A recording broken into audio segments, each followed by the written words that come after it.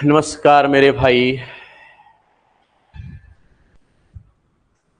तो बच्चे, काफी दिन बाद हम आपसे मिले हैं और लाइव जुड़े हैं। तो सबसे पहले तो मेरे भाई कि आप सब कैसे हो, सबसे पहले आप ये बता दो। बहुत दिनों के बाद आपसे मिलना हो रहा है और कारण सभी आपको पता ही है। तो आज फिर से मैं आपके सामने लाइव जुड़ चुका हूं और लाइव क्लासेस का ये सिलसिला अब आपके बाद कंटिन्यू रहेगा। और ऐसी बात नहीं है कि बिना कोई कारण का हम आपसे दूर थे या लाइव क्लास नहीं ले रहे थे। जैसा आपको पता ही है कि बोर्ड का प्रॉब्लम चल रहा था।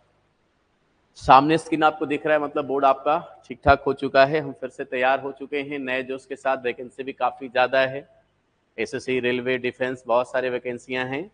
तो इन सारे चीज़ों को देखते हुए हमें कोशिश करना है सिलेबस को जितना ज़्यादा हो सके निपटाने का। हालांकि जितने भी एडवांस के अंदर इंपॉर्टेंट टॉपिक्स होते हैं वो चीज़ें हमने आपको पहले से करा दिया है। ठीक है, हमने ट्री को करा दिया है, अलजेब्रा करा दिया आपका। ठीक है, हाइट एंड डिस्टेंस आपका कंप्लीट हो चुका है। तो जो भी कुछ इंपॉर्टेंट टॉपिक्स होते हैं एडवांस के अंदर वो चीज़ें हमने लगभग आपको करा दिए हैं। अब एक दो इंपॉर्टेंट टॉपिक आपका और शेष रह गया है जिसके ऊपर हम लोग बातचीत करेंगे। जिसमें सबसे हमारा जो मेन इंपॉर्टेंट टॉपिक अभी फिलहाल है वो है ज्योमेट्री। ठीक है, ज्योमेट्री को अगर हम ढंग से कर लें तो एडवांस का लगभग जो पोर्शन है वो अपना कंप्लीट हो जाएगा। ठीक है, उसके बाद कुछ छोटे छोटे टॉपिक्स बचेंगे जिसको हम 1 से 1.5 महीने के अंदर पूरा कंप्लीट कर लेंगे। तो अभी हम जिस टॉपिक की शुरुआत करने वाले हैं ज्योमेट्री। ठीक है, तो सबसे पहले भाई सभी विद्यार्थी हेडिंग लगा लेना बच्चे, ज्योमेट्री। ज्यामिति की हम शुरुआत आज करेंगे। चलिए, तो ज्योमेट्री यानी कि ज्यामिति मोस्ट इंपॉर्टेंट टॉपिक होगा, खास करके उन बच्चों के लिए जो एसएससी की तैयारी करते हैं, क्योंकि एसएससी में यहां से काफी ज्यादा सवाल पूछे जाते हैं। सभी टॉपिक को अगर हम एक साथ कंबाइन करके अगर देखें तो ज्यामिति एक ऐसा टॉपिक है जहां से लगभग एसएससी का कोई भी एग्जाम हो तो उसमें 5 से 6 सवाल जरूर बन जाता है ना। अगर आप कोई एक टॉपिक पढ़ते हैं तो उससे एक सवाल बनता है। ठीक है, बट ज्यामिति से अगर 5 से 6 सवाल बनते हैं, 7 सवाल बनते हैं, तो आप समझ सकते हो कि अगर आप एडवांस का अलग अलग 3-4 टॉपिक पढ़ोगे तब जाकर 4-5 सवाल बनेगा। लेकिन अगर आप केवल ज्यामिति पढ़ते हो तो इससे आपके सभी एग्जामों में, चाहे वो छोटे एग्जाम हो या बड़े एग्जाम हो, आप 5-7 सवाल को सॉल्व कर लेते हो। तो ये आपके लिए बहुत बड़ी अपॉर्चुनिटी हो सकता है। तो ज्यामिति में सबसे पहले हम इसके बेसिक पार्ट पे बात करेंगे। सबसे हमारे लिए इंपॉर्टेंट चीज क्या होता है, बेसिक। हम एकदम जीरो लेवल से शुरुआत करेंगे भाई, इसमें कोई हड़बड़ी नहीं। ठीक है, हमको पता है कि पूरे ज्योमेट्री को ढंग से सीखने में, पढ़ाने में लगभग 90 से 100 घंटे का समय लग सकता है। ठीक है, तो कहा जाए कि इतना समय तक चीजों को बर्दाश्त करना थोड़ा उबाऊ हो सकता है क्योंकि लंबा टॉपिक है, बट उबना नहीं है। पेशेंस के साथ धीरे धीरे कछुए के चाल में हमें सीखना है ताकि ज्यामिति पर हमारा एक अच्छा पकड़ बन सके और फिर हमें दोबारा ज्यामिति पढ़ने की जरूरत ना हो। ठीक है, तो ज्यामिति में सबसे पहले हमें क्या पढ़ना है, पहले बेसिक चीजों पर हम बात करेंगे और इसका आपको एक छोटा सा पीडीएफ भी मैं प्रोवाइड करूंगा। ठीक है, पीडीएफ आपको मिल जाएगा, उसी से आपको डेली पढ़ना है जब तक ज्यामिति खत्म ही नहीं हो जाता है। हर एक चीज को, बेसिक चीजों को बार बार पढ़ना है, क्योंकि ज्यामिति पढ़ते समय आपको प्रॉब्लम देखो काफी ज्यादा बीच बीच में आएगा। ऐसा हो सकता है कि जब मैं पढ़ाना स्टार्ट करूंगा, प्रॉब्लम सॉल्व स्टार्ट करूंगा कराना, तो वहां पे बहुत सारे बच्चों को दिक्कत हो सकता है। और खास करके उन बच्चों को दिक्कत जरूर आएगा जो चीजों को शुरुआत से नहीं समझते। मतलब आज मेरा पहला क्लास है ज्यामिति के ऊपर और बच्चे क्या करते हैं, सेकंड थर्ड क्लास से स्टार्ट करते हैं, तो उनको ज्यामिति समझ में नहीं आएगा। या जो स्टार्टिंग में थ्योरी के ऊपर काम नहीं करते, डायरेक्ट प्रॉब्लम सॉल्व करना स्टार्ट करते हैं, तो वैसे बच्चों का भी ज्यामिति कभी कंप्लीट होने वाला नहीं है। ये एक ऐसा टॉपिक है जहां पर आपको धीरे धीरे और एकदम बेसिक से, जीरो लेवल से चीजों को समझना पड़ेगा। अगर आप बहुत सारी चीजों को जानते हैं फिर भी उसके ऊपर आपको काम करना पड़ेगा, तब जाकर धीरे धीरे ज्यामिति आपका सही हो पाएगा। कई बार बच्चे क्या होते हैं क्लास के अंदर, या फिर आप जब आप क्लास देखते हो तो जैसे हमने पढ़ाना स्टार्ट किया तो पहले ही हल्ला करना स्टार्ट करते, भैया ये चीज नहीं हो रहा है या वो समझ में नहीं आ रहा है। ऐसे करने से आपकी ज्यामिति कंप्लीट नहीं होगी सर जी। ज्यामिति को अगर ढंग से समझना है तो आपको खुद से ज्यादा पहले मेहनत करना पड़ेगा। ठीक है, क्योंकि मैं क्या करूंगा, एक एक चीज को समझाने का प्रयास करूंगा और उन चीजों को याद करके रखना आपका काम है, क्योंकि ज्यामिति में जब हम किसी भी चीज को स्टार्ट करेंगे, ठीक है, तो उन चीजों के ऊपर एक एक पॉइंट, एक महत्वपूर्ण बिंदुओं पर आपको काम करना है, ठीक है। तो देखो पीडीएफ में आपको कल डाउनलोड करा दूंगा, टेंशन नहीं लेना है। फिलहाल जो मैं बता रहा हूं उसको अच्छे से कॉपी पर नोट कर लेना, पीडीएफ का प्रिंट निकलवा लेना और डेली उससे रिवीजन करने का प्रयास करना। काफी इंपॉर्टेंट चीज हमने छोटी छोटी बातों को लेकर, ठीक है, छोटे से छोटे चीजों को भी हमने उसके ऊपर काम किया है। एक बहुत ही हेल्पफुल पीडीएफ आपके लिए मैं आपको दे दूंगा, उसको बढ़िया से रिवीजन करना। उसके बाद फिर क्वेश्चन पर भी हम आएंगे, क्वेश्चन का भी आपको पीडीएफ मिल जाएगा, ठीक है। तो सभी बच्चे हमारे लिए तैयार हैं, ठीक है। चलिए, तो सभी बच्चे जुड़ेंगे फटाफट, सबको मिल रहा है, ठीक है। चलिए सोनी, हाँ जी, अश्विनी, चलो धीरे धीरे सारे बच्चे जुड़ते जा रहे हैं। रोशन, चलो भाई, हाँ जी, चलिए, very good very good. Janvi, चलो ठीक है, आ जाओ इधर। अब यहाँ पे ध्यान दो, ज्यामिति में हमें सबसे पहले क्या करना है, ज्यामिति में सबसे पहले हमें पढ़ना है वन डायमेंशन के बारे में, ठीक है, यानी सबसे पहले जीरो डायमेंशन। वन डायमेंशन से भी सबसे पहले हम लोग स्टार्ट कहां से करेंगे, जीरो डायमेंशन से करेंगे, क्लियर। तो जीरो डायमेंशन में सबसे पहले हमें किसके बारे में पढ़ना है, बिंदु के बारे में, पॉइंट के बारे में। पॉइंट क्या है, ठीक है। तो कहता है कि एक ऐसी ज्यामितीय आकृति है जो अपरिभाषित है। इसका मतलब क्या हुआ कि हम बिंदु का कोई डिफिनेशन नहीं दे सकते, ये अपरिभाषित होता है। हालांकि परिभाषा के रूप में हम लोग इसके बारे में क्या पढ़ते हैं कि जिसमें न लंबाई हो, न चौड़ाई हो और न मोटाई हो, उसे बिंदु कहते हैं, ठीक है। हालांकि अगर देखा जाए तो बिंदु अपरिभाषित है, ठीक है, अपरिभाषित है। जैसे ये कलम का नींव है, ठीक है, इससे यहाँ पे एक छोटा सा यहाँ पे निशान छोड़ दीजिए। तो ये जो आप छोटा सा लाइन शायद आपको दिखाई दे भी रहा हो या नहीं दिखाई दे रहा हो, तो मैं इसको दिखाने के लिए थोड़ा सा यहाँ पे प्रयास कर रहा हूं। ये डॉटेड जो लाइन है यही आपका बिंदु है। इसमें ना तो लंबाई होता है, ना ही चौड़ाई होता है और ना ही मोटाई होता है, उसी को हम क्या कहते हैं, बिंदु कहते हैं। इसलिए इसको हम क्या कहेंगे बाबू, जीरो डायमेंशनल फिगर होता है, ठीक है। इसमें कोई भी डायमेंशन नहीं होता है, ना लंबाई होता है, ना चौड़ाई होता है, ना ही मोटाई होता है। लेकिन बिंदु से भी कुछ रिलेटेड इंपॉर्टेंट फैक्ट होते हैं, जिसको पर एग्जाम में लैंग्वेज पर आधारित बहुत सारे सवाल आपके बनता हुआ दिखाई देगा, ठीक है। बहुत सारे बच्चे, ठीक है, जो मान लीजिए कल के लाइव देख रहे हो, तो आप इसका स्क्रीनशॉट भी ले सकते हो, ठीक है। हालांकि सारी चीजें आपको पीडीएफ के रूप में मिल जाएगा, आप उन चीजों को याद कर सकते हैं, ठीक है। उसके बाद हम यहाँ पे विशेषता, बिंदु की विशेषता क्या है, इसके ऊपर बात करेंगे। तो बिंदु की सबसे पहली विशेषता है कि किसी एक बिंदु से अनंत रेखाएं गुजरती है या फिर खींची जा सकती है। कोई भी आप एक बिंदु ले लीजिए, उससे आप अनंत रेखाएं खींच सकते हैं, क्लियर है। जैसे देखिए ये आपका पॉइंट हो गया बाबू, अब इससे रिलेटेड आप अनंत, ठीक है, एक नहीं बाबू, किससे, अनंत, अनंत रेखाएं खींच सकते हैं, जितना भी आप चाहो इससे रिलेटेड, इससे, ठीक है, होकर अनंत रेखाएं जितना आपकी मर्जी है आप खींच सकते हो, ठीक है। तो कहा जाता है कि एक बिंदु से अनंत रेखाएं खींची जा सकती है, फाइनल है, ठीक है। नेक्स्ट पॉइंट क्या कहता है यहाँ पर कि तीन या तीन से अधिक बिंदु जो एक ही रेखा में स्थित हो संरेख बिंदु कहलाती है, ठीक है। तीन या तीन से अधिक बिंदु है जो एक ही रेखा में स्थित हो, उसे हम क्या कहेंगे, तो संरेख बिंदु कहेंगे, फाइनल है। जैसे यहां पे देखिए, समझने का प्रयास करेंगे, ये आपका पॉइंट हो गया बिंदु, ठीक है।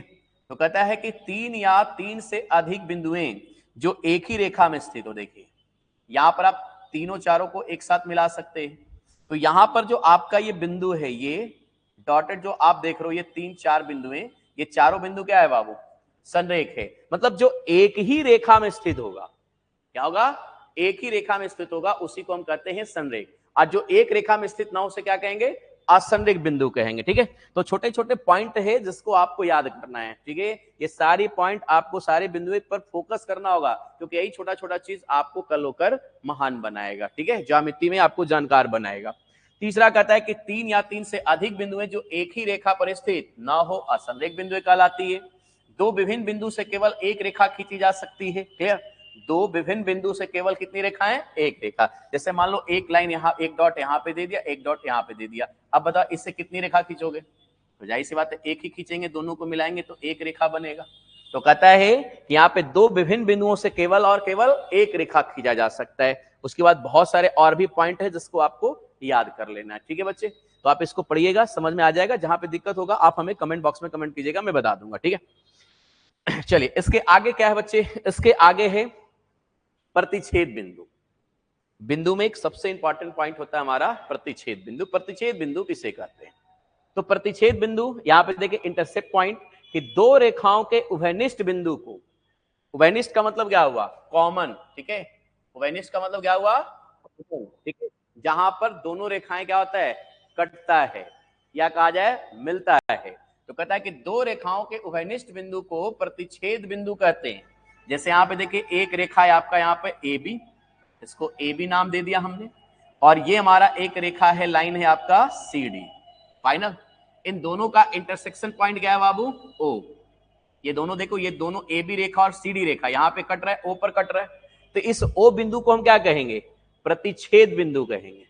क्या कहेंगे बच्चे हम, प्रतिच्छेद बिंदु। तो जहां भी दो लाइन कटेगा, ठीक है, जिस बिंदु पर कटेगा उस बिंदु को हम क्या कहेंगे, प्रतिच्छेद बिंदु कहेंगे। क्लियर हो, ठीक है, आगे बढ़ते हैं भाई। नेक्स्ट है भैया वन डायमेंशन। जीरो डायमेंशन का काम वहीं तक था, ठीक है। अब वन डायमेंशन में हमें क्या क्या पढ़ने के लिए मिलेगा, तो वन डायमेंशन में सबसे पहले हमें पढ़ना है लाइन के बारे में, यानी कि रेखा के बारे में, जिस पर अभी हम लोग जिक्र कर रहे थे, ठीक है। तो लाइन क्या है, रेखा क्या है, तो वह काल्पनिक ज्यामितीय आकृति जिसमें केवल लंबाई हो, ठीक है, चौड़ाई और मोटाई ना हो, रेखा कहलाता है, ठीक है। जिसमें केवल क्या होगा, लंबाई होगा, चौड़ाई और मोटाई नहीं होगा, क्योंकि ये आकृति कैसा है बाबू, वन डायमेंशन, ठीक है। यानी इसमें केवल क्या होगा, लंबाई होगा, इसको जितना चाहे आप लंबा खींच सकते हैं, इसमें चौड़ाई और मोटाई नहीं होता है। तो यहां पे देखिए ए बी, ए बी क्या है, रेखा है, इसको इस तरीके से दिखाते हैं, ए बी लाइन, दोनों तरफ यहाँ पे तीर का निशान होगा लाइन के अंदर। विशेषता क्या है बाबू, रेखा में असंख्य बिंदुएं होती हैं, यानी इसमें कई डॉटेड डॉटेड लाइन मिलेगा आपको, ठीक है। रेखा में दो तीर के निशान होते हैं, यानी रेखा जब जहां भी देखोगे वो दोनों तरफ क्या होगा, तीर का निशान होगा। फाइनल बच्चे, रेखा में एक भी किनारा नहीं होता है, रेखा की लंबाई असीमित होता है। अब इस पॉइंट को भैया समझने का प्रयास करेंगे मेरे भाई। सब क्या कहता है, पॉइंट को ध्यान समझना। कहता है कि रेखा में एक भी किनारा नहीं होता है। एक भी किनारा नहीं होने का मतलब क्या समझे, देखिए यहाँ पे दोनों तरफ तीर का निशान, इसका मतलब क्या हुआ कि आप इसको इधर बढ़ा सकते हो, आप चाहे तो इसको इधर भी अनंत तक बढ़ा सकते हो, तो इसमें किनारा नहीं मिलेगा, समझ रहे हो, इसमें कोई भी किनारा नहीं मिलेगा। या कहीं भी आप रेखा देखोगे तो उसको दिखाने के लिए हम लोग क्या करते हैं, इस तरह से इसको काट देते हैं, यानी हम इतना सा ही भाग को लेकर चलेंगे, तो इसमें एक भी किनारा आपको नहीं मिलेगा, इस बात का ध्यान रखना है। और रेखा की लंबाई क्या होती है, असीमित। असीमित होने का मतलब क्या समझे, कि आप इसको जितना चाहें बढ़ा सकते हैं, ये रेखा की विशेषता होती है। क्लियर है, उम्मीद करूंगा कि यहां तक हमारे सभी बच्चों को समझ में आ गया होगा। किसी को कोई दिक्कत है तो बताना बाबू मेरे, जहां पर भी परेशानी आएगा बताना, क्योंकि ज्यामिति जब तक हम शुरू से एक एक चीज को नहीं समझेंगे, नहीं जानेंगे, तब तक ज्यामिति हमारा कंप्लीट होने वाला नहीं है, ठीक है। दूसरी बात, रेखा के बाद आगे बढ़ेंगे बाबू, तो इसमें रेखाखंड के बारे में पढ़ना है। रेखाखंड क्या है, लाइन सेगमेंट किसे कहेंगे, तो रेखा के एक सीमित भाग को रेखाखंड कहते हैं। रेखा के एक सीमित भाग को क्या कहेंगे, रेखाखंड। क्लियर है, जैसे यहां पे देखिए बच्चे लोग, ए बी, ए बी क्या है, एक रेखाखंड है, ए बी क्या है, रेखाखंड। जैसे मान लीजिए हम एक रेखा बनाते हैं, यहां पे देखो ये, ठीक है। अब रेखा में क्या होगा बाबू, दो तीर का निशान होगा, यानी रेखा को जितना चाहेंगे उतना बढ़ेगा। अब इसी को हमने क्या किया, यहां पर जैसे अभी मैंने क्या बोला, इसको हम फुल स्टॉप कर दिया, यहां पे काट दिया। इसका मतलब ए से बी की दूरी, ये ए से बी की दूरी, इसी को हम क्या कहेंगे, रेखाखंड। निश्चित कर दिया हमने, फिक्स कर दिया। तो कहता है कि रेखा के एक सीमित भाग को क्या कहेंगे हम, रेखाखंड। विशेषता क्या होती है, रेखाखंड में असंख्य बिंदुएं होती है भाई, डॉटेड डॉटेड लाइन जितना हो सके उसको मिलाते जाओ, dot dot dot dot dot dot, क्या बनेगा, एक रेखा बनेगा। सीमित कर दिया, रेखाखंड हो गया। फाइनल, रेखाखंड में एक भी तीर के निशान नहीं होते, इसमें कोई भी तीर का निशान नहीं होगा। फाइनल, रेखाखंड में दो किनारा होता है कि नहीं, देखिए एक किनारा आपका यहां पर हो गया और एक किनारा यहां पर हो गया, तो रेखा में दो किनारा होता है। फाइनल, रेखाखंड की लंबाई सीमित होती है, मतलब इसमें फिक्स होता है, ठीक है। यहाँ पे ए से बी की लंबाई, इसको आप माप सकते हो, इसका नाम भी दे सकते हैं आप 5 मीटर, या इसकी लंबाई दे सकते हो 2 सेंटीमीटर। क्लियर है, तो रेखाखंड की जो लंबाई होता है वो क्या होता है, फिक्स होता है, ठीक है। लेकिन वही अगर रेखा की बात करूं तो रेखा का लंबाई असीमित होता है, निश्चित नहीं होता है। फाइनल, तो रेखा की विशेषता अलग होती है, रेखाखंड की विशेषताएं अलग होती है, ठीक है। क्या कर रहे हो मेरे भाई, ठीक है। रोहित कुछ कहना चाह रहे हैं बच्चे, ठीक है। किनारा तो है बच्चे, किसमें किनारा है, रेखाखंड में किनारा होगा बच्चे, रेखाखंड में दो किनारा होगा, लेकिन रेखा में कोई भी किनारा नहीं मिलेगा आपको बच्चे, ठीक है। अब यहां पे आइए, किरण, रेखा, रेखाखंड, और उसके बाद तीसरा नंबर पॉइंट किरण के बारे में। किरण किसे कहते हैं? तो रेखा का वह भाग जो केवल एक ही दिशा में अग्रसर हो। अग्रसर होने का मतलब जिसको हम एक ही तरफ बढ़ा सकते हैं, ठीक है। अग्रसर होने का मतलब क्या हुआ बाबू? जिसको हम एक तरफ बढ़ा सकते हैं, फाइनल। यानी एक तरफ अगर लंबाई बढ़ाना चाहोगे तो बढ़ेगा, बट एक तरफ बढ़ाना चाहोगे तो नहीं बढ़ेगा। इसका मतलब एक तरफ किनारा होगा, यानी किरण में क्या होगा? एक किनारा होगा। रेखाखंड में किनारा कितना होता है? 2। इसका मतलब आप उसको कहीं भी नहीं बढ़ा सकते, फाइनल। और अगर बात करें हम भैया रेखा का, लाइन का, रेखाखंड में 2 किनारा, लेकिन लाइन में एक भी किनारा नहीं होता है, यानी उसको जितना चाहो दोनों ओर बढ़ा सकते हो। लेकिन अगर बात किरण का करें तो किरण में एक तरफ किनारा होगा और एक तरफ जितना चाहे उसको हम बढ़ा सकते हैं। तो कहता है कि रेखा का वह भाग जो केवल एक ही दिशा में अग्रसर हो, क्या कहलाएगा? किरण। जैसे देखिए यहाँ पे O एक किनारा हो गया, इसको हम किस तरफ बढ़ा सकते हैं? एक की तरफ। अब एक की तरफ आप जितना चाहो तो इसको क्या कर सकते हो? बढ़ा सकते हो, ठीक है। तो इसमें एक किनारा होगा, ठीक है, और उसको एक की तरफ जितना बढ़ाना चाहे हम बढ़ा सकते हैं। यानी इसमें एक तीर का निशान होगा। तीर का मतलब क्या आ गया? उस और हम उस डायरेक्शन में आगे बढ़ सकते हैं, ठीक है। तो इसकी विशेषता होती है कि किरण में असंख्य बिंदु होती है, यानी ये भी डॉटेड डॉटेड लाइन से बना हुआ होता है।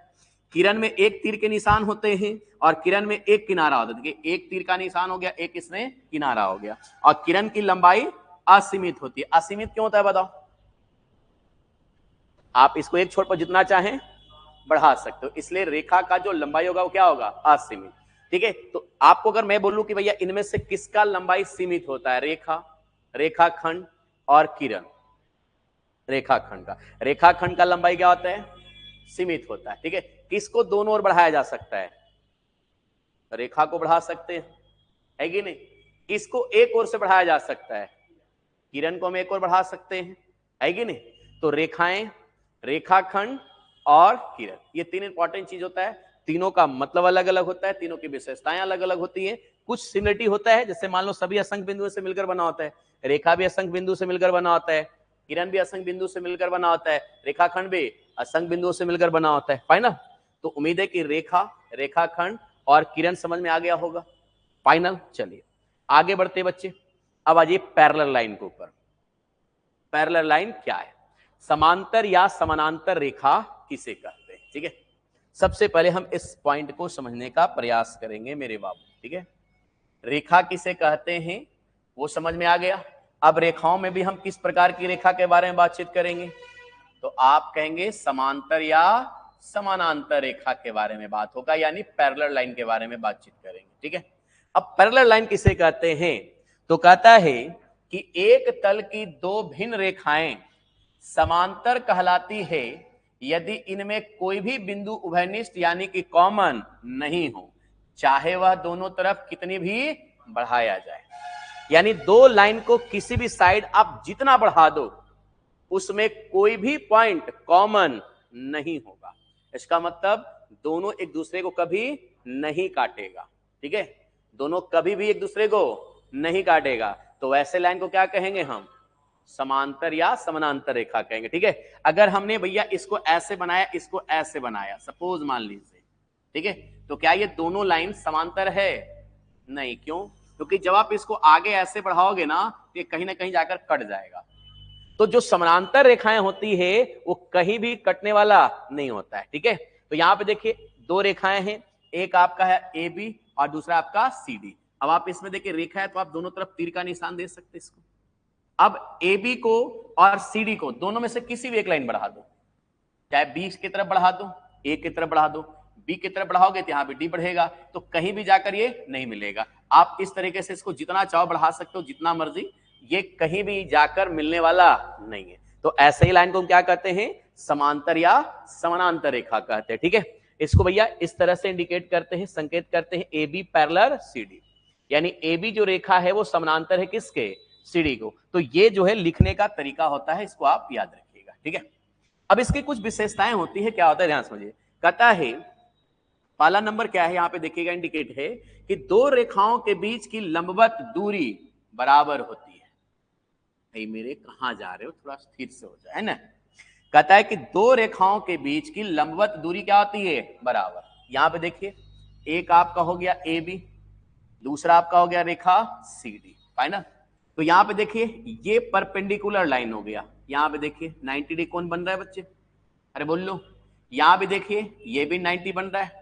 तो ये जो परपेंडिकुलर डिस्टेंस है, अगर इसका दूरी 4 मीटर होगा तो इस परपेंडिकुलर डिस्टेंस का भी भैया दूरी 4 मीटर होगा। दो समानांतर रेखाओं के बीच के पैरेलल लाइन, ठीक है सॉरी, दो समानांतर रेखाओं के बीच के परपेंडिकुलर डिस्टेंस हमेशा क्या होते हैं, बराबर। ठीक है, दो रेखाएं अगर पैरेलल है तो उनके बीच का जो, ठीक है, दूरी होगा, यानी परपेंडिकुलर डिस्टेंस, परपेंडिकुलर का मतलब जो उसके ऊपर लंब हो, ठीक है, तो जो लंब रेखा होगा उसकी लंबाई हमेशा क्या होगा, बराबर। अगर कहेगा कि ए बी यहां पे पैरेलल सीडी, क्या कहेगा बाबू, A B parallel CD. Suppose यहां पे देखिएगा ये है बाबू पी क्यू और ये तुम्हारा आर एस, दिया रहेगा भैया कि पी क्यू, ठीक है, लंब है किस पर, सीडी पर, और आर एस लंब है किस पर, सीडी पर, ठीक है, और ए बी पैरेलल है किसके, सीडी के। दे देगा कि पी क्यू का लंबाई यहाँ पे 4 सेंटीमीटर है, तो बताइए आर एस का लंबाई कितना होगा, 4 सेंटीमीटर होगा, क्योंकि परपेंडिकुलर डिस्टेंस क्या होगा, सदैव बराबर होता है, याद रखना है। ठीक है, यहां पे देखिए कहता है कि यदि दो रेखाएं एक ही सतह के साथ समान कोण बनाए, कोई भी दो रेखा अगर एक सतह पर कहता है कि समान कोण बनाए तो दोनों रेखाएं समांतर होगी।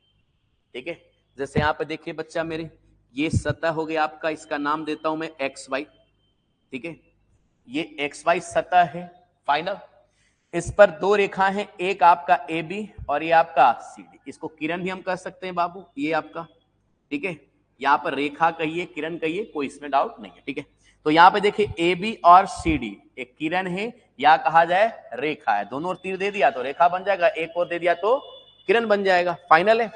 तो सवाल क्या कहता है बच्चे कि यहां पर कि यदि दो रेखाएं एक ही सतह के साथ समान कोण बनाए, जैसे यहां पर देखिए एक यहां पर थीटा कोण बन रहा है बाबू, और ये भी कोण क्या है, थीटा है, ठीक है, यानी इसको हम थीटा 1 और इसको क्या कर दें हम थीटा 2, और अगर मैं बोलता हूं कि थीटा 1 बराबर है थीटा 2 के, यानी कि दोनों कोण आपस में क्या है, बराबर है, तो इससे साबित होता है कि ए बी जो होगा वो पैरेलल होगा किसके, सीडी के, यानी इसको मैं कह सकता हूं ए बी समानांतर है किसके, सीडी के। ठीक है, तो कोई भी एक ही क्षैतिज पर अगर दो रेखाएं समान कोण बनाती है तो इसका मतलब कि दोनों रेखाएं एक दूसरे के क्या है, समांतर है, एक दूसरे क्या है, समांतर है। क्लियर, तो उम्मीद है कि भैया समांतर रेखा आपको समझ में आ गया होगा, कहीं से कोई डाउट नहीं, यस या नो बताइए, अरे फाइनल क्लियर ना।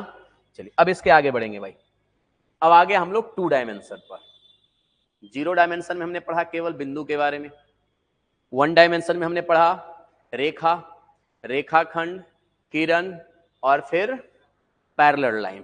क्लियर है, अब इसके आगे बढ़ते हैं हम लोग 2 डायमेंशन। ठीक है, 2 डायमेंशन में सबसे पहले हमको पढ़ना है किसके बारे में, कोण के बारे में, यानी एंगल के बारे में। एंगल किसे कहते हैं, ठीक है, अब यहां से बहुत सारे इंपॉर्टेंट चीजें स्टार्ट होगा, क्योंकि एग्जाम में अब यहां से सवाल बनना शुरू हो जाता है।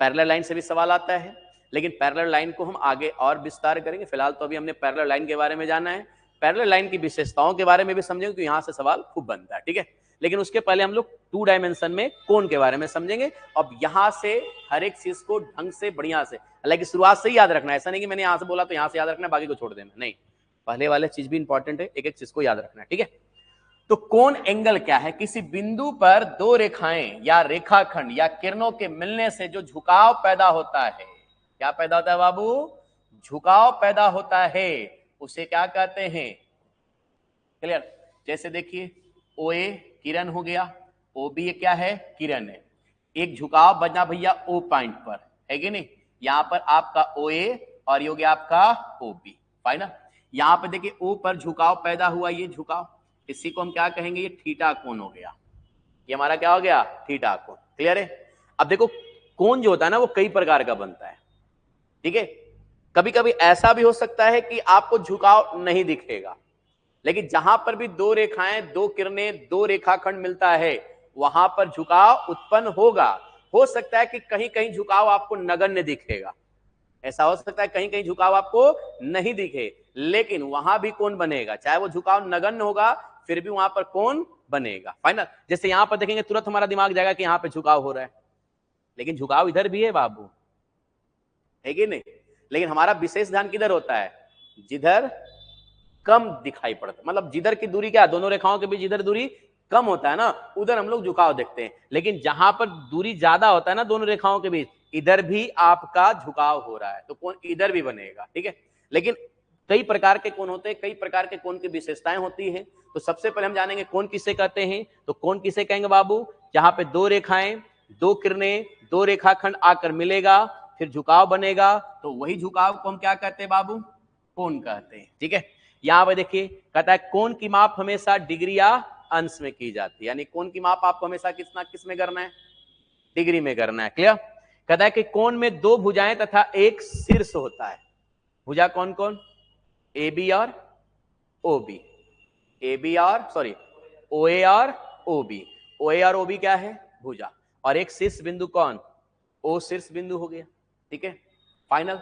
कोण समझ में आ गया। अब आइए कोण के प्रकार के बारे में। कोण कितने प्रकार का होता है बाबू? सबसे पहले ये समझिए। ठीक है, तो कोण का पहला प्रकार होता है जिसको हम कहते हैं न्यून कोण। क्या कहते हैं? न्यून कोण, यानी अक्यूट एंगल। तो वह कोण जिसका माप 0 से 90 डिग्री के बीच हो। 0 से क्या बच्चे? 90 डिग्री के बीच हो, अर्थात 90 डिग्री से कम हो, न्यून कोण कहलाता है। क्या कहलाता है? न्यून कोण। फाइनल। तो यहां पे देखिए, जैसे ये आपका यहां से आप देखिए परपेंडिकुलर हो गया 90 डिग्री, तो 90 से जो कोण कम बनेगा उसी को क्या कहेंगे हम? न्यून कोण कहेंगे। फाइनल। तो न्यून कोण का जो मान होता है, एक न्यून कोण सदैव 90 डिग्री से क्या होता है? छोटा होता है। तो न्यून कोण का जो मान होता है वो 90 डिग्री से हमेशा छोटा होगा, यानी 0 से बड़ा और 90 से छोटा, उसे हम क्या कहेंगे? न्यून कोण। तो मैं कह सकता हूं कि ए ओ बी, देखिए अगर कोण को लिखना हो तो आप इस तरीके से लिख सकते हैं, कोण ए ओ बी। ठीक है, जहां पर झुकाव पैदा होगा, भैया ओ पर पैदा हो रहा है ना झुकाव, तो ओ को हमेशा कहां रखना है? बीच में। सबको दिख रहा है ओ ए बी? अरे बोल लो, ऑनलाइन वाले बच्चे बताएंगे ओ ए बी नाम दिख रहा है नहीं दिख रहा है? नहीं तो फिर मैं लिख दूंगा। ठीक है, तो यहां पर देखिएगा कि ये आपका हो गया ए ओ बी, तो झुकाव किस पर बन रहा है? ओ पर। तो कोण कहां बनेगा? ओ पर बनेगा। अगर आपको इसको लिखना होगा तो जहां पर कोण बनता है उसको कहां रखना है? बीच में। तो मैं कहूंगा कि कोण ए ओ बी क्या है? न्यून कोण है। क्या है बच्चे? न्यून कोण, यानी कि 0 से बड़ा है और 90 डिग्री से छोटा है। ठीक है, दूसरा होता है समकोण, राइट एंगल। वह कोण जिसका माप 90 डिग्री हो समकोण कहलाता है। ठीक है, यहां पे देखिए ए बी सी, ये परपेंडिकुलर हो गया बाबू, तो आप कह सकते हैं एंगल ए बी सी बराबर कितना डिग्री? 90 डिग्री। ठीक है, 90 डिग्री यानी कि समकोण। अगर किसी भी कोण का माप कितना हो जाए? 90 डिग्री हो जाए, तो हम उसे कहते हैं राइट एंगल ट्रायंगल, यानी एक समकोण त्रिभुज कहा जाता है। सॉरी, त्रिभुज नहीं, समकोण कहते हैं उसको। ठीक है, चलिए यहां पे आगे बढ़ेंगे। तीसरा अधिक कोण, ऑब्ट्यूज एंगल। वह कोण जिसका माप 90 डिग्री से अधिक हो तथा 180 डिग्री से कम हो क्या कहलाएगा? अधिक कोण कहलाएगा। ठीक है, यहां पे देखिए, यहां से आप परपेंडिकुलर डाल सकते हो, ये 90 हो गया, 90 से बड़ा आ गया, तो इसको क्या कहेंगे हम? अधिक कोण। ठीक है, तो यहाँ पे एंगल ए बी सी क्या है बाबू? अधिक कोण है, यानी एंगल ए बी सी का जो मान होगा वो 90 से क्या होगा बाबू? बड़ा होगा, और साथ ही साथ 180 डिग्री से क्या होगा? छोटा। तो जो 90 से बड़ा 180 से छोटा हो क्या कहलाएगा? अधिक कोण।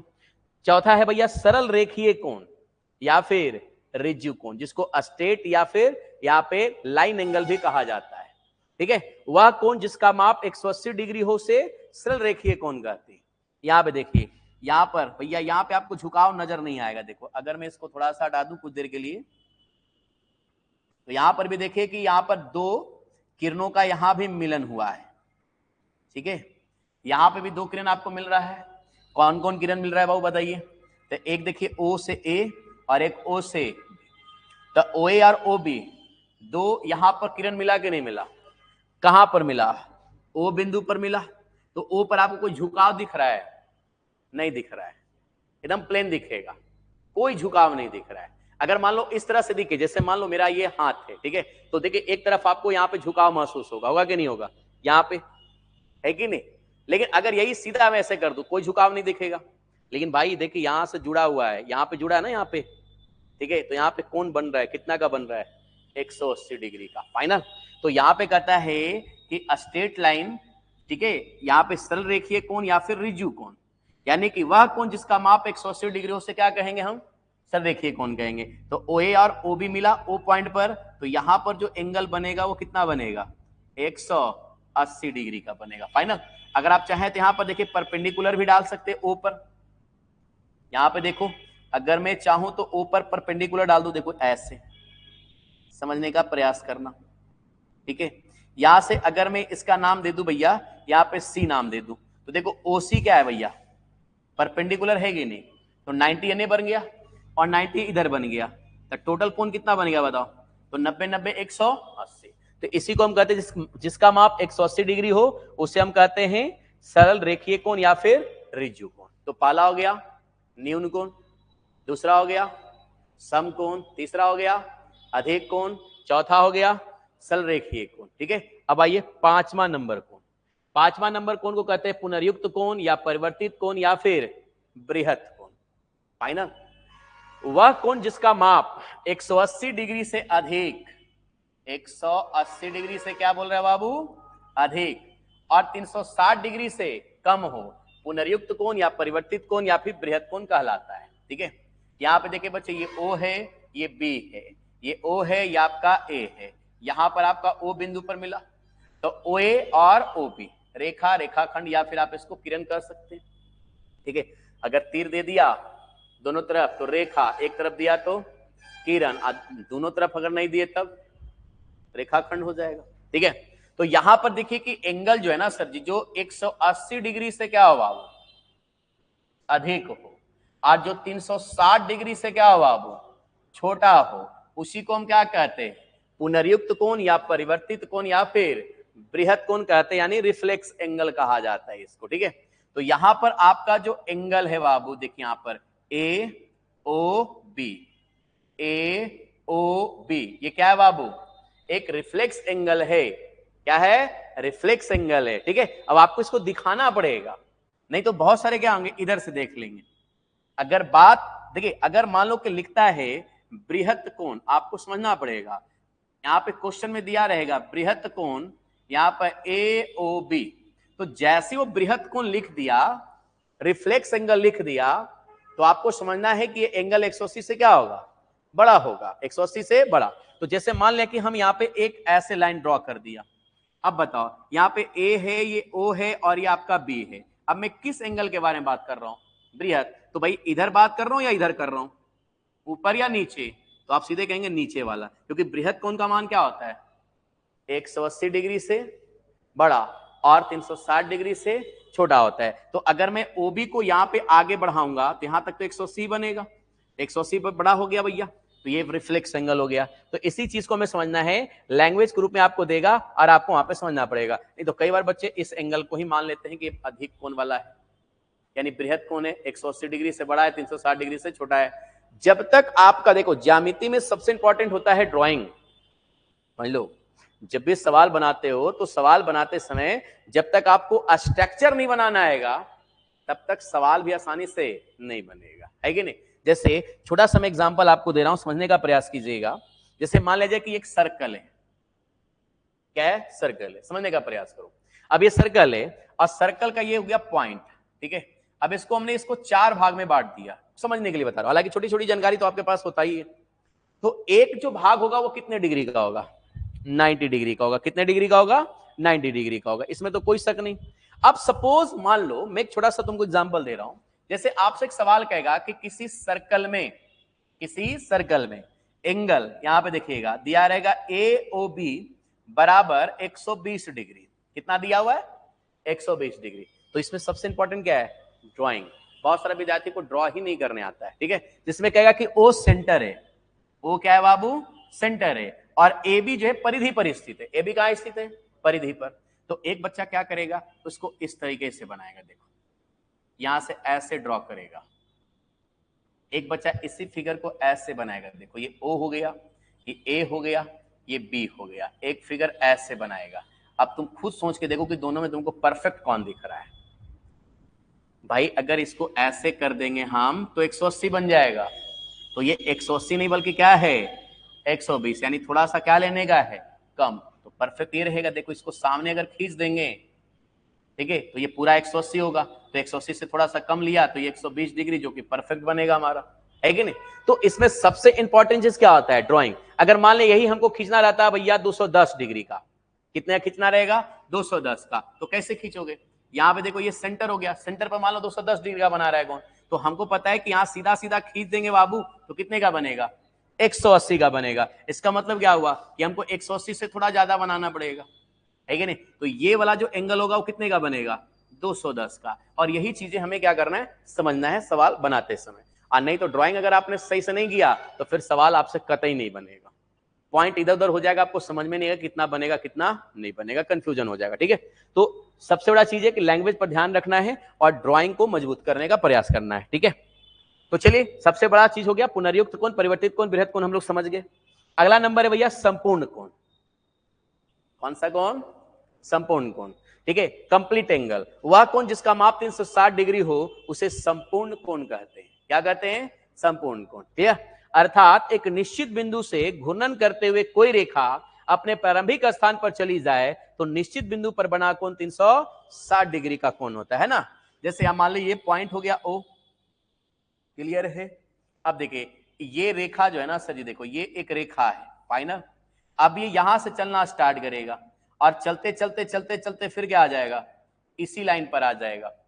तो यहां पर जो एंगल बनेगा बाबू, ये वाला जो एंगल बनेगा, इसी को हम क्या कहेंगे बच्चा मेरे, तो इसी को हम कहते हैं बच्चा लोग कंप्लीट एंगल। कंप्लीट एंगल यानी कि संपूर्ण कोण, यानी O पर जो एंगल बनेगा वो कितने का बनेगा 360 डिग्री का बनेगा, ठीक है। कहता है कि एक सरल रेखा स्वयं के साथ 0 डिग्री का कोण बनाता है। मान लो एक ही रेखा है, ठीक है, या फिर कहा जाए किरण है, क्लियर, ये स्वयं के साथ कितना डिग्री का कोण बनाएगा, तो 0 डिग्री का बनाएगा। लेकिन अगर यही रेखा यहां से चलते चलते चलते चलते फिर से अपने स्थान पर आ जाए तो इस बिंदु के चारों ओर जो एंगल बना वो कितने का बना, तो आप कहेंगे 360 डिग्री का बना, फाइनल। तो कोण मूल रूप से कितने प्रकार का हुआ, 6 प्रकार का। पहला कौन हुआ, न्यून कोण, फिर से सोचो, पहला कौन न्यून कोण यानी कि 0 से 90 के बीच। दूसरा हुआ सम कोण यानी 90 डिग्री। तीसरा हुआ अधिक कोण 90 से बड़ा और 180 से छोटा, क्लियर। चौथा हुआ सरल रेखीय कोण या रिज्यू कोण यानी जिसका मान 180 डिग्री हो, क्लियर। पांचवा कौन हुआ पुनर्युक्त कोण यानी रिफ्लेक्स एंगल 180 से बड़ा 360 से छोटा। और छठा कौन हो गया बाबू, संपूर्ण कोण यानी कि जिसका मान 360 डिग्री हो, क्लियर। तो उम्मीद है कि भैया हर चीज समझ में आ गया। पहला न्यून कोण, दूसरा सम कोण, तीसरा अधिक कोण, चौथा सरल रेखीय कोण या फिर रिज्यू कोण, पांचवा हो गया पुनर्युक्त परिवर्तित या फिर बृहद कोण, और छठा हमारा हो गया बच्चा लोग संपूर्ण कोण, फाइनल। तो कोण कितने प्रकार के हो गए समझ में आ गया। अब कोण से रिलेटेड कुछ इंपॉर्टेंट पद के बारे हमें समझना होगा, ठीक है। तो कोण से इंपॉर्टेंट जो आपका पॉइंट है बच्चे वो क्या है, ध्यान समझिएगा। तो कोण से संबंधित शब्द क्या क्या हैं, कोण में हमें क्या क्या इंपॉर्टेंट चीजें पढ़ने के लिए मिलेगा।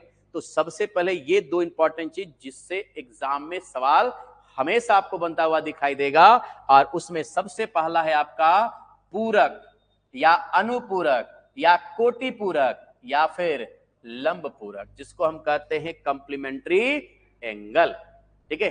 ज्यादातर जो एग्जाम में आता है वो पूरक आएगा, ठीक है, ज्यादातर सवाल में क्या आएगा पूरक, ठीक है। लेकिन इसका नाम अनुपूरक भी है, कोटि पूरक भी है या फिर लंब पूरक भी है, ठीक है। तो कहता है यदि 2 कोणों का योग 90 डिग्री हो तो एक कोण दूसरे कोण का क्या कहलाएगा, पूरक कोण कहलाएगा।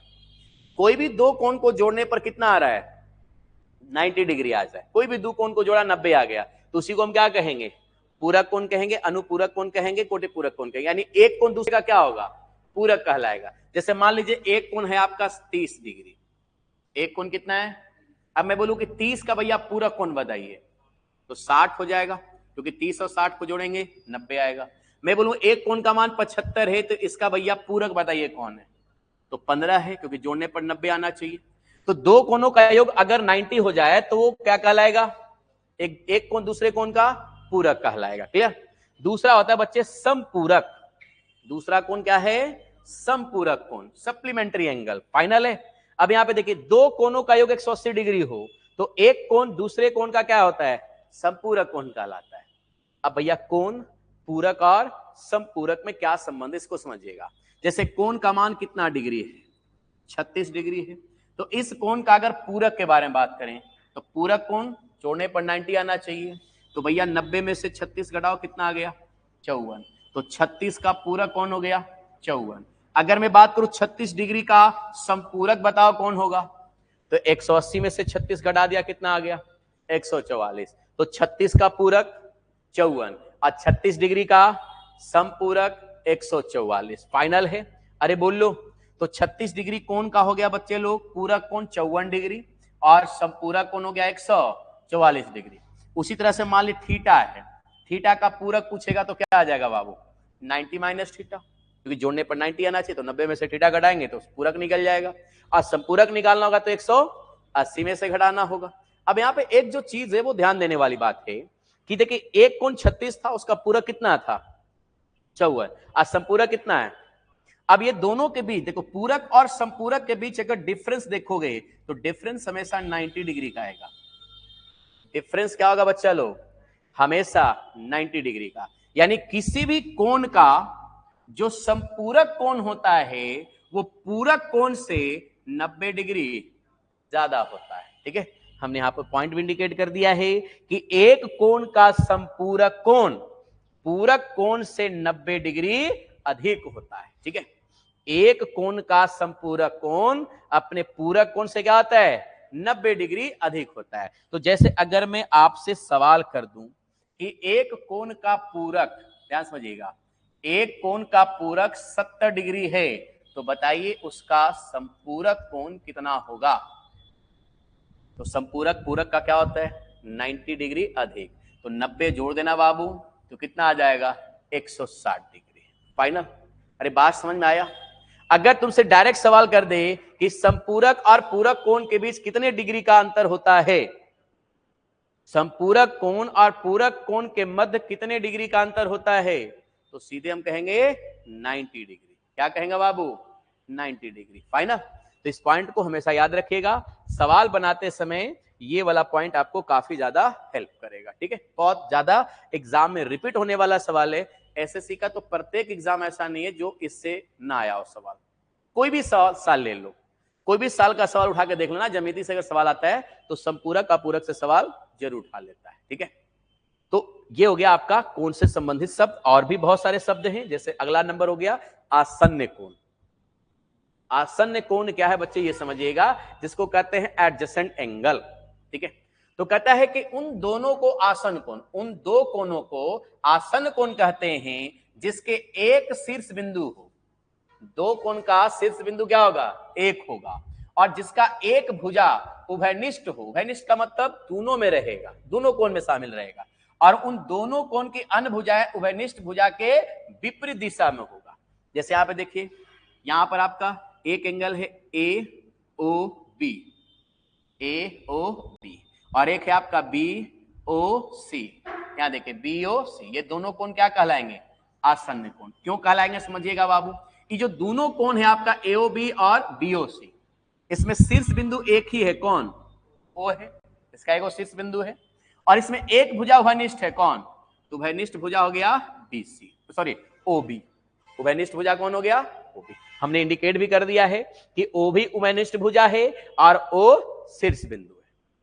देखो, हमने इस तरह से नोट्स को डिजाइन किया है कि अनपढ़ व्यक्ति भी चीजों को समझ सकता है पढ़ के। ठीक है, बस उसको पढ़ना आना चाहिए, दिमाग रहे नहीं रहे, लेकिन अगर ढंग से उसने पढ़ लिया नोट्स को तो वो पूरी तरह से ज्यामिति के हर एक चीज को समझ सकता है। ठीक है, और सेम यही सारा चीज आपको पीडीएफ में भी मिलेगा, जहां से आप चीजों को बढ़िया से प्रिंट करा सकते हो या उसका नोट्स बना सकते हो और उससे चीजों को समझ सकते हो। और ये एक दिन में समझने वाली बात नहीं है कि एक दिन पढ़ लिया, अभी मैं समझाऊंगा समझ में आ जाएगा, बाद में कुछ भी याद नहीं रहेगा, सवाल बनाऊंगा फिर प्रॉब्लम आ जाएगा, फिर समझ में नहीं आएगा कि आसन्न कोण क्या है।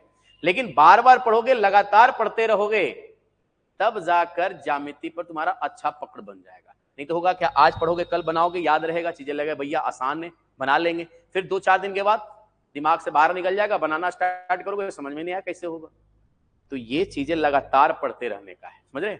ज्यामिति के जितने भी थ्योरम है उनको लगातार पढ़िए, तब तक पढ़िए जब तक कि चीजें आपके लिए आसान नहीं हो जाता है। ठीक है बच्चे, तो उम्मीद है यहां तक सभी बच्चों को समझ में आ गया होगा। ठीक है, चलिए अब यहां पे ध्यान से समझिएगा बाबू।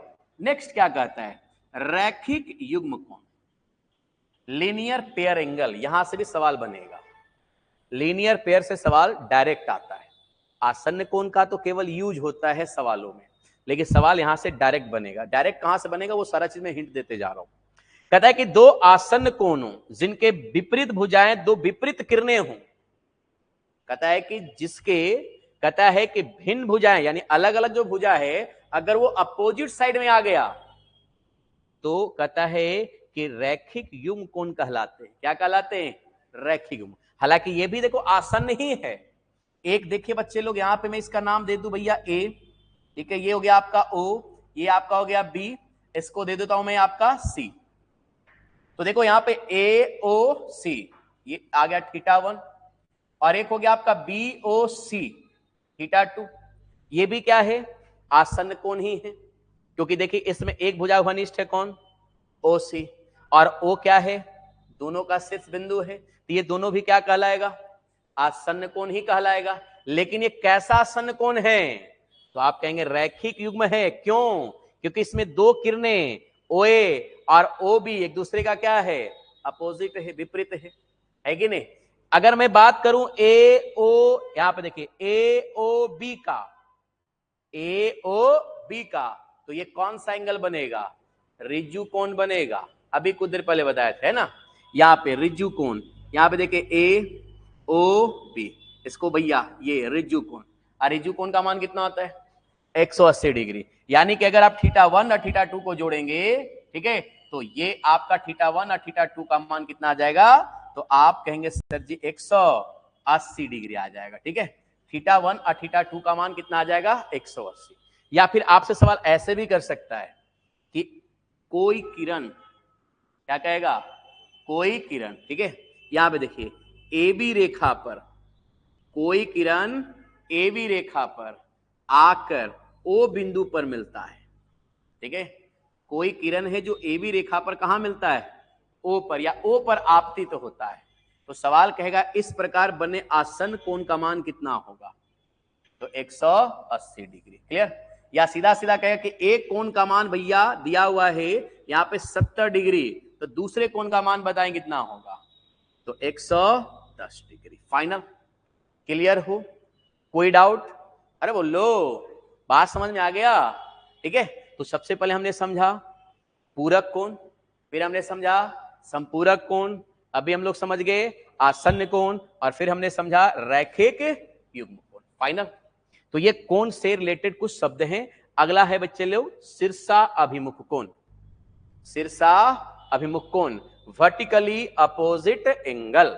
कहता है कि जब दो सरल रेखाएं एक दूसरे को काटती है तो चार कोणों का निर्माण होता है, और इनमें आमने सामने के कोण के युग्म को सम्मुख कोण या शीर्षा अभिमुख कोण कहते हैं।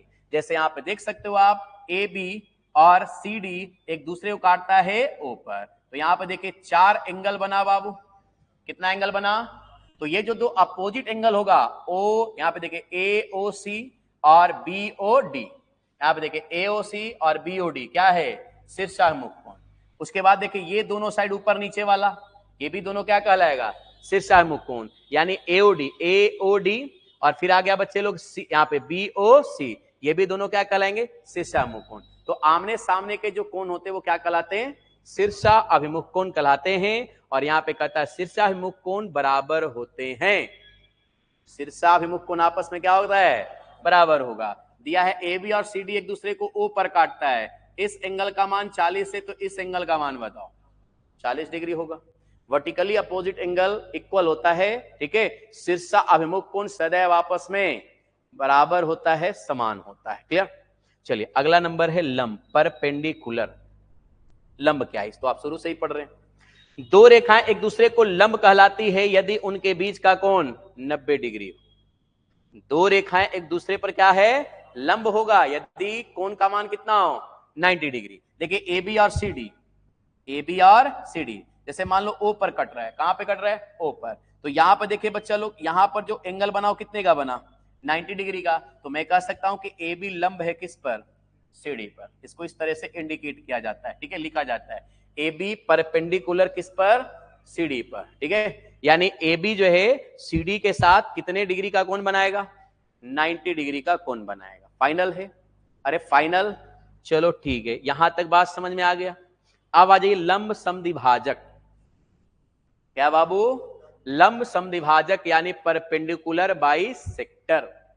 क्या है कि यदि एक सरल रेखा, ठीक है, किसी रेखाखंड पर लंब हो और रेखाखंड को दो बराबर भाग में बांटे तो वह रेखा लंब समद्विभाजक कहलाता है। यानी यहां पर ए बी, देखिए बच्चे लोग, ए बी एक रेखा है, ए बी क्या है, रेखा है, और इस पर यहां पे ओसी परपेंडिकुलर है, ओसी क्या है, परपेंडिकुलर है, और साथ ही साथ यहां पे कहता है एओ बराबर ओबी, एओ से जो डिस्टेंस है ओबी का, वो दोनों आपस में क्या है, बराबर है। तो यहां पर देखिए बच्चे लोग, जो सीओ होगा वो परपेंडिकुलर होगा किसके, एबी के, और साथ ही साथ क्या होगा, बाइसेक्टर होगा, ठीक है। एंगल यहाँ पे, सॉरी यहाँ पर क्या होगा, समद्विभाजक होगा, बाइसेक्ट नहीं, समद्विभाजक होगा, ठीक है।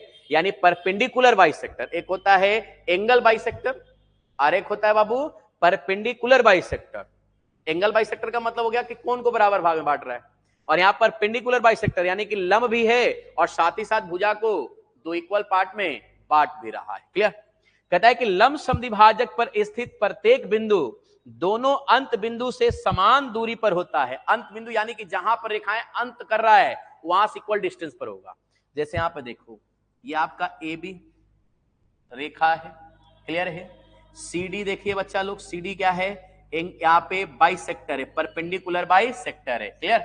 यानी इसको क्या कर रहा है, दो इक्वल पार्ट में बांट रहा है। यहां देखिए ओ से ए का डिस्टेंस और ओ से बी का डिस्टेंस दोनों क्या है, बराबर है। फाइनल?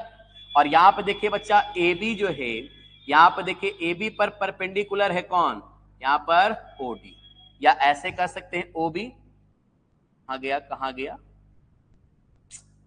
अरे भाई हटो, ये क्या हो गया। यहां पे देखिए ये आपका हो गया ओ डी, लंब है किस पर, ए बी पर, और ओ से ए का डिस्टेंस और ओ से बी का डिस्टेंस दोनों क्या है, बराबर है। तो ये परपेंडिकुलर बाइसेक्टर है। ओडी क्या है, परपेंडिकुलर बाइसेक्टर है। तो अगर मान लो ओडी पर एक पॉइंट ले लिया हम, कौन, सी, पॉइंट क्या लिया, तो भैया सी से अंत बिंदु ए और सी से अंत बिंदु बी, ये दोनों का लंबाई बराबर होगा। अगर ये 5 मीटर है तो ये भी डिस्टेंस 5 मीटर होगा। इसी पर एक पॉइंट हम लिया, कौन, डी, डी से अंत मिलाइए बी को और डी से अंत मिलाइए ए को, ये दोनों का लंबाई भी आपस में बराबर होगा। समझ रहे हैं बात को? तो यहां पर अगर ये 10 मीटर है तो ये भी कितना होगा, 10 मीटर। इसीलिए आगे चलकर आप लोग ट्रायंगल में पढ़िएगा बाबू, ट्रायंगल में आपको पढ़ने के लिए मिलेगा कि जो बाइसेक्टर होता है, यानी कि जो परपेंडिकुलर बाइसेक्टर होता है, वो दो तरह के ट्रायंगल में हो सकता है। एक होता है आपका समबाहु त्रिभुज, पहला क्या होगा, समबाहु त्रिभुज, और दूसरा क्या होगा, समद्विबाहु त्रिभुज। विषमबाहु त्रिभुज में कभी भी एंगल बाइसेक्टर नहीं होगा, यानी इक्वल पार्ट में दोनों भुजा रवे नहीं करेगा, है कि नहीं। इसलिए हमेशा इस चीज को क्या करना है, याद रखना है। फाइनल? तो यहां पर कहता है कि लंब समद्विभाजक पर स्थित प्रत्येक बिंदु दोनों अंत बिंदु से क्या होगा, समान दूरी पर होगा। अरे फाइनल? तो देखो परपेंडिकुलर जब भी डालेंगे तो परपेंडिकुलर जरूरी नहीं है कि बाइसेक्टर ही होगा। समकोण जहां पर भी खींचोगे ना लंब, वो बाइसेक्ट हो जरूरी नहीं है, ये भी याद रखना, ठीक है। बाइसेक्ट किसमें किसमें होता है, दो में होता है, एक समबाहु में होता है और दूसरा समद्विबाहु में होता है। समझ रहे बात को, याद रखना, आगे चल के हालांकि पढ़ने के लिए आपको मिलेगा। ये देखिए कोण समद्विभाजक जिसकी अभी हम बात कर रहे थे, एंगल बाई सेक्टर का।